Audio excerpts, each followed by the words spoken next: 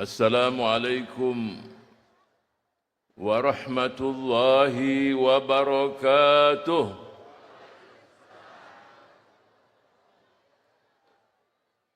Alhamdulillahil qail fi kitabihil karim. Wa qul i'malu fasayarallahu amalakum wa rasuluhu wal mu'minun wa saturadduna ila alimil ghaibi wasyahadah fayunabbi'ukum bima kuntum ta'malun. Ashhadu an la ilaha illallah ilahul awwalina wal akhirin wa ashhadu anna sayyidana Muhammadan abduhu wa rasuluhu as-sadiqul wa'dil amin. Allahumma salli wa sallim wa barik wa an'im ala sayyidina wa nabiyina wa habibina Muhammad wa ala alihi wa sahbihi wa ansarihi wa junudihi wa man ittaba'a hudahu ila yaumiddin. Allahumma la sahla illa ma ja'altahu sahla wa anta taj'alul hazna idza syi'ta sahla. Ya Allah, tidak ada yang mudah kecuali Engkau lah yang membuat permasalahan menjadi mudah. Dan Engkau lah Allah yang membuat sulit menjadi mudah. Semoga Allah mudahkan segala urusan kita, urusan keluarga kita, anak-anak kita, saudara-saudara kita, bangsa kita, dimanapun mereka berada. Amin ya Rabbal Alamin.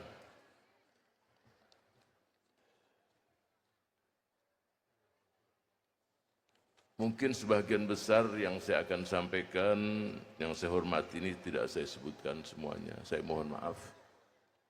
Karena hari sudah semakin panas. Hadir para menteri yang dengan kesibukannya bersilaturahim dan bergabung bersama-sama kita. Saya hormati dan saya banggakan. Menteri Kumham, Menteri Agraria dan Tata Ruang, bahkan para gubernur dari seluruh wilayah Indonesia, Sulawesi Tengah, Kalimantan Utara, bupati, wali kota, semua mereka juga sibuk. Tapi di hati ada yang namanya cinta. Para anggota Dewan, DPD RI, wakil MPR RI, wakil dari BI juga saya dengar datang, perwakilan Menteri Koperasi juga datang, Kemendes juga, Desa juga datang. Saya tidak bisa hitung semuanya. Kesibukan saudara-saudara kita dari TNI Polri sejak beberapa hari, dan Rem Kapolda atau yang mewakili Kapolres, dan seluruh pasukannya disiapkan untuk mengamankan situasi. Saya tidak sebutkan semuanya. DPD RI, bahkan para habaib, para ulama, sangat banyak. Terus terang saya tersentuh kehadiran mereka semua. Wabil khusus Bapak Ibu dari seluruh wilayah Indonesia. Ada yang sudah berjam-jam kepanasan. Kenapa semua ini datang?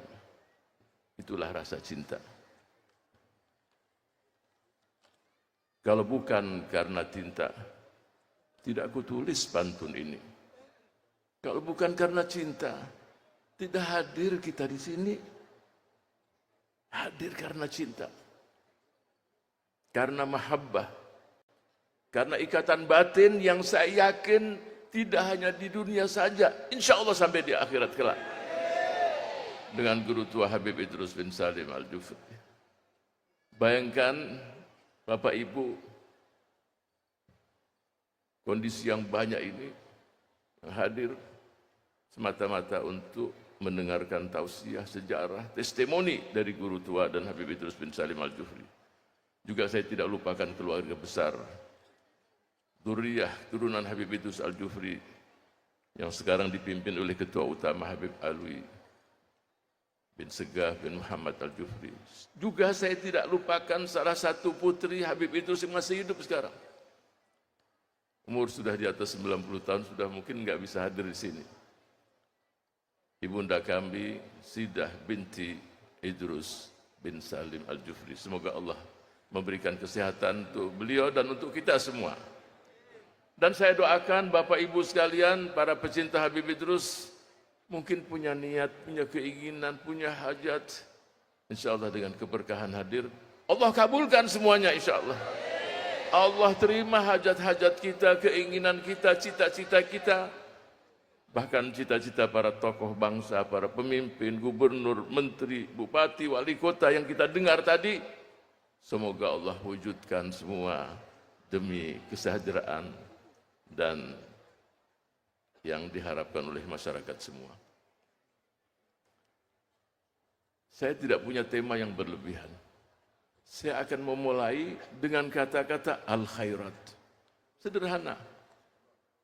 Guru tua memberikan madrasah al-khairat.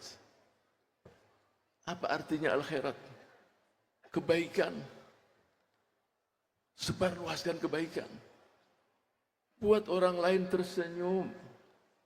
Jangan bikin susah orang. Kalau kita akan tersenyum menghadap Allah, buatlah orang lain tersenyum. Buatlah yang paling pertama tersenyum adalah ibu bapakmu. Jadikan orang tua kita tersenyum.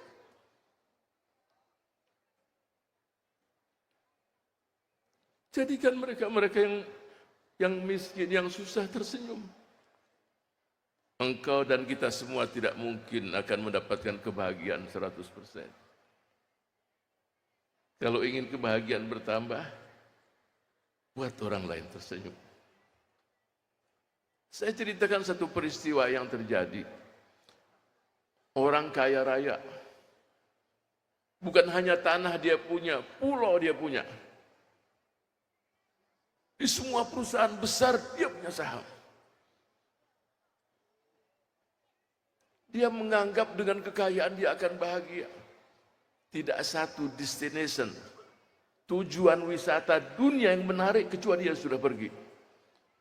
Dia katakan pada temannya, aku belum merasakan kebahagiaan. Temannya orang baik.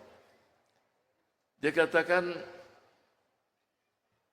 ada 40 anak-anak yang difabel, yang tidak bisa jalan.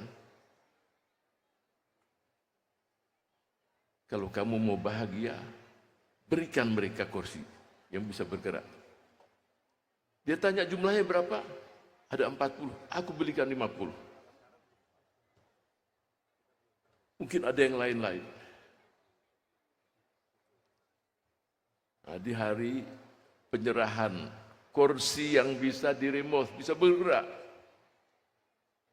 diserahkan sama anak-anak usia 7, 8, 9, 10. Anak-anak itu semua duduk di kursi.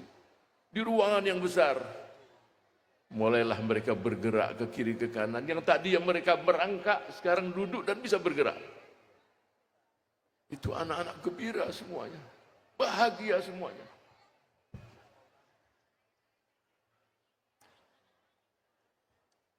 Kebahagiaan tadi bertambah pada si kaya tadi. Seorang muslim. Selesai dia melihat anak-anak si murid dan gembira semua. Terakhir dia dapatkan satu anak dengan kursi rodanya memegang pahanya. Sambil melihat wajahnya. Si orang tadi mengatakan, wahai anak, apa yang kamu inginkan lagi? Dia mau kasih. Si anak tadi mengatakan, terima kasih Bapak. Engkau membuat kami bahagia. Aku ingin merekam wajahku. Mudah-mudahan wajah ini aku akan lihat kelak di surga insya Allah. Menangis dia. Itu bahagianya.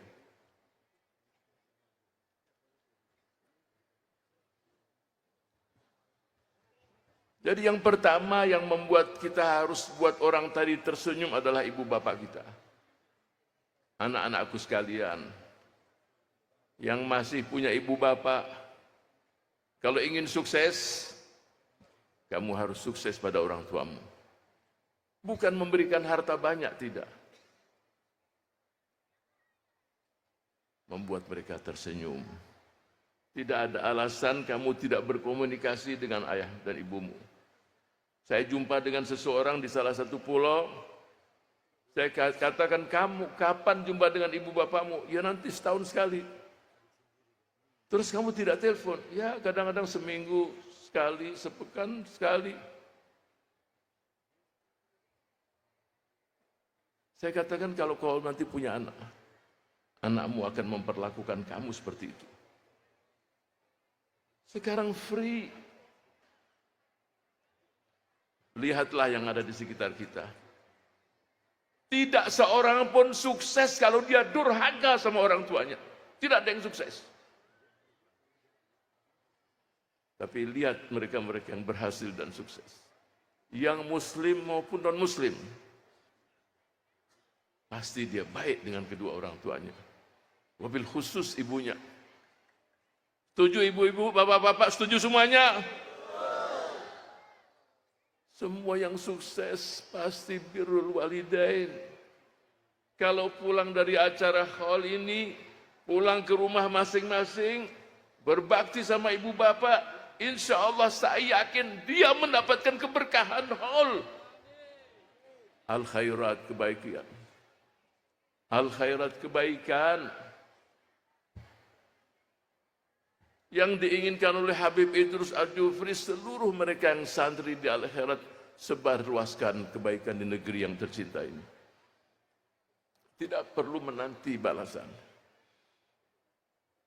Makhluk-makhluk Allah selain manusia, semua berbuat kebaikan. Walaupun disakiti. Kita lihat pohon yang rindang. Pohon yang rindang yang banyak buahnya. Pertama dia berikan oksigen untuk manusia. Hutan juga memberikan oksigen untuk manusia. Pohon yang rindang, yang banyak buahnya. Manusia melempari dengan batu. Dibalas dengan buah, coba. Jadi kalau, ini kita ambil dari kata-kata al-khairat. Kalau ada yang menyakiti kita, balas dengan kebaikan. Kalau ada yang kasar dengan kita, balas dengan kata-kata yang bagus. Kalau ada yang kasar dengan kita, kemudian kita berlaku kasar, kita sama seperti dia. Tapi sekali lagi, di negara yang menegakkan hukum, law enforcement, kalau muncul hujaran kebencian, pasti ada proses hukum. Kita lihat lautan. Tidak pernah kita mendengar lautan memakan ikannya. Cacian apapun yang diberikan pada laut atau pujian apapun, laut akan tersenyum saja. Seorang ibu yang tenggelam di laut, dicaci maki laut. Seorang nelayan mendapatkan ikan, laut pun dipuji. Kalau pujian dan cacian tadi ditulis di pantai, kamu laut jahat, kamu laut adalah baik, kamu laut begini. Muncullah ombak menyapu itu semua. Sebarlah kebaikan. Buat orang lain tersenyum.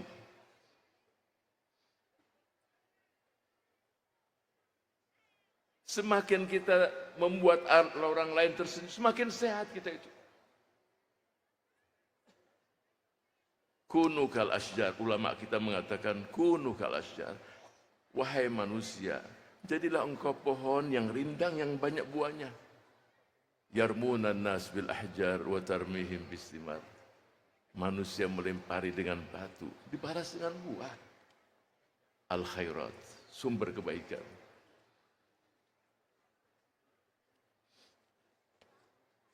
Orang membicarakan tentang Habib Idrus bin Salim Al-Jufri. Tentang nasionalismenya, tentang ini, tentang ininya.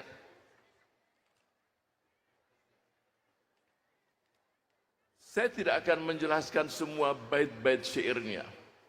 Tapi salah satunya dia menjelaskan tentang negeri tercinta ini. Salah satunya adalah kullu ummatin laha ramzu izzin wa ramzu izzina al-hamra'u wal bayda'u. setiap bangsa, setiap umat punya simbol kebanggaan, simbol yang dia banggakan, dan simbol kita adalah, kemuliaan kita adalah merah putih. Ini bait-bait Habib Idrus bin Salim Al-Jufri. Kemudian dia mendoakan kepada Bung Karno di zamannya. Artinya setelah presiden pertama kita dilantik menjadi presiden, dia sudah memberikan arahan-arahan tadi dan doa-doa tadi. Ayyuhar raisu, wahai presiden yang mulia yang penuh dengan berkah bagi kami semuanya. Bagimu dan saat ini semua ada di tanganmu untuk membawa bangsa ini menuju cita-cita yang diinginkan oleh bangsa tersebut. La tubalu bi anfusin wa banin fi sabilil autani ni'mal fidau. Jangan engkau perhitungkan, jangan dipikirkan pengorbanan apapun harus kita berikan untuk negeri ini untuk mewujudkan cita-cita bangsa. Kemudian bait-bait yang lain dia jelaskan. Sudah cukup. Berapa menit? Hah?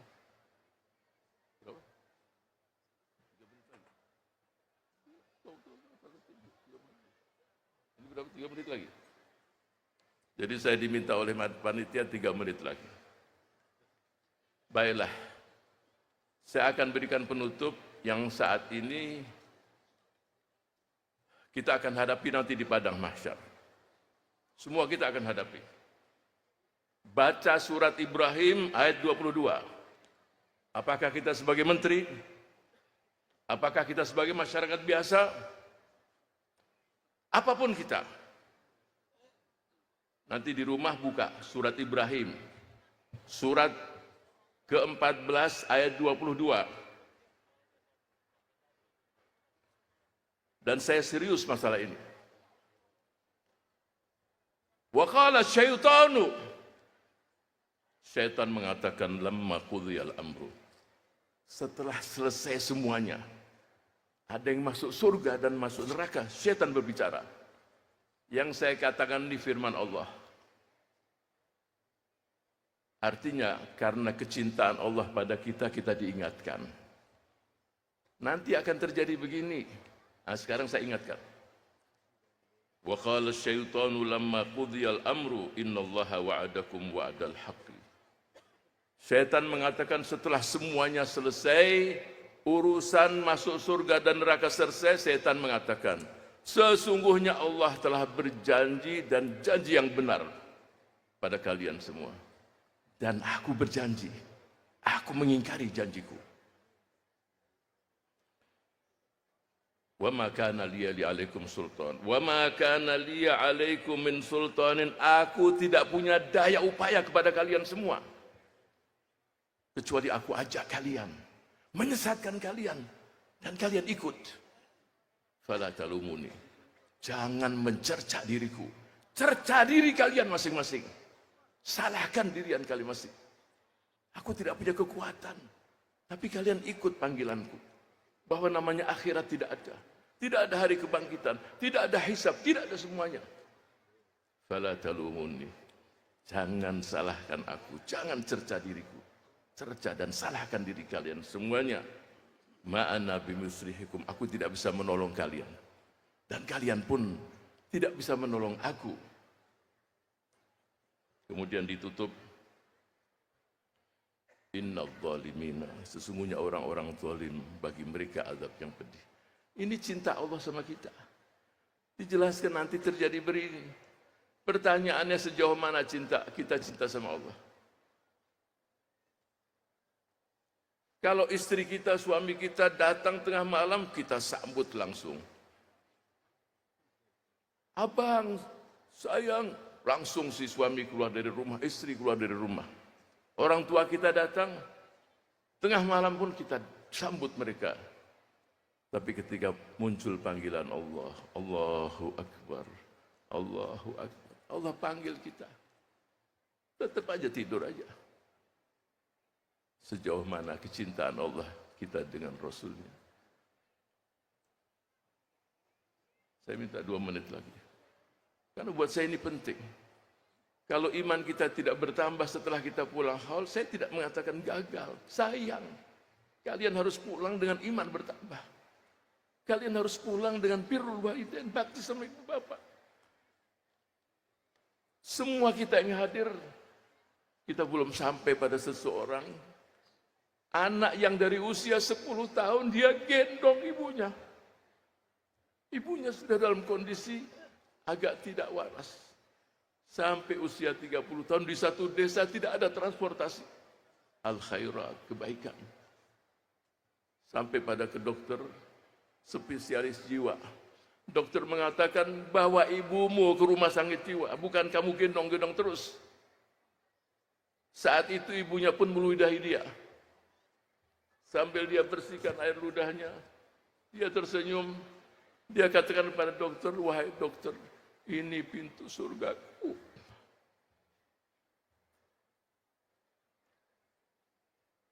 Ini pintu surgaku. Aku tidak akan melepaskannya. Dia sudah tidak berpikir untuk dirinya untuk nikah, dia jaga ibunya. Kalian yang masih punya 2 orang tua, pintu surga ada di situ. Lakukan. Jangan kalah dengan seorang ini. Sampai dokter penyakit jiwa tadi mengatakan, aku paham definisi birrul walidain, tapi aku belum pernah jumpa dengan seorang ini. Olehnya baginda Rasul sallallahu alaihi wasallam bersabda, raghima anfun, raghima anfun, raghima anfun, sungguh rugi kalau seseorang itu mendapatkan kedua orang tuanya di masa tua atau salah satu dari 2, kemudian dia tidak masuk surga. Kita semua punya peluang untuk masuk surga. Sebagai penutup, ungkapan Imam Hasanul Basri ketika mengantarkan jenazah. Ketika mengantarkan jenazah, dia bertanya, wahai saudara-saudara sekalian, tahu yang meninggal ini, tahu wahai imam siapa? Si Fulan ibni Fulan. Saya mau tanya sama kalian, yang meninggal ini kalau dikembalikan ruhnya, dia akan baik enggak dengan ibu bapaknya? Dia akan bersedekah atau tidak? Dia akan sholat atau tidak? Orang tadi mengatakan pasti kalau ditiup ruhnya kembali. Pasti dia akan taat sama ibu bapaknya, akan sholat, akan infak, akan berbuat kebaikan. Kemudian Imam Hasanul Basri mengatakan, wahai saudaraku, tidak mungkin lagi ruhnya akan kembali. Kita yang hadir di sini yang masih punya peluang. Yang kurang pada orang tuanya lakukan. Yang belum berinfak, infakkan. Yang kurang perhatian kepada akhirat, perhatian. Pemimpin yang kurang melayani ayat, lakukan itu semua. Semoga Allah wujudkan cita-cita kita semua, menjadikan kita orang yang saleh salihah, dan seluruh yang kita inginkan Allah wujudkan semuanya. Ikatlah kayu dengan rotan untuk membuat sebuah kursi. Kami sekeluarga dan keluarga besar Al-Ihrat mengucapkan selamat Hari Raya Idul Fitri. Mohon maaf lahir dan batin. Amin ya rabbal alamin. Wallahul muwaffiq ila aqwamit thoriq. Wallahul musta'an. Wassalamualaikum warahmatullahi wabarakatuh. Waalaikumsalam warahmatullahi wabarakatuh.